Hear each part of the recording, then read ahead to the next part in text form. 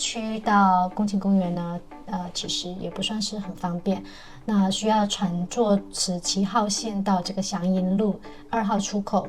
那我会建议大家从这个地铁口出来之后呢，直接打一个顺风车或者的士过去，不然你骑这个共享单车一路上呢，就像我一样吃了一路的灰。刚进到大门呢，我心里想，我的天啊，今天到底是什么日子啊？这些学生都不用上课吗？而且小学、初中、高中的学生全部都在里面非常吵闹，全是这种打闹声。本来想说，快速的要离开这个人潮，到一个非常非常安静的小路上去好了。后面想想，那既然已经遇到了，那就接受吧。这个思想的转变呢，就让我停下来。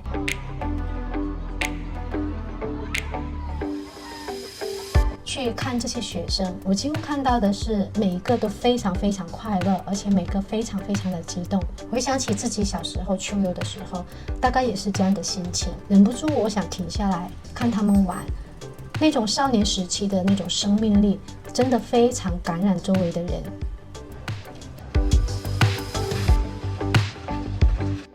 这个公园里面呢，我最喜欢的一部分就是静静的走在树林里面，去感受整个氛围，整个树林里面那种宁静，但是又有一股非常蓬勃的生命能量在。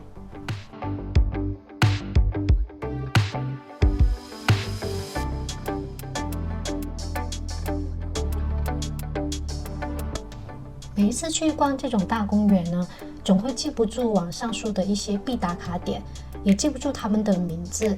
我个人会比较喜欢，我走到哪里觉得好看，我就拍下来。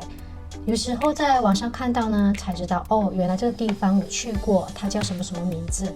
我觉得这种顺其自然的这种游玩是我比较喜欢的。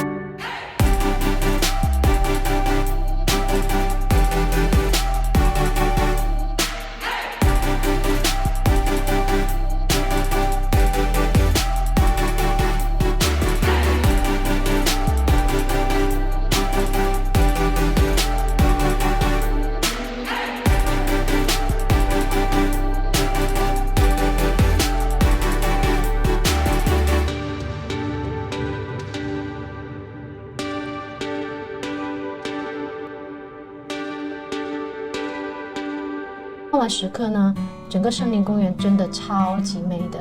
夕阳下，大家有在放风筝啊、骑单车啊、骑马啊，或者是开着小船沿着湖湾，真的非常惬意。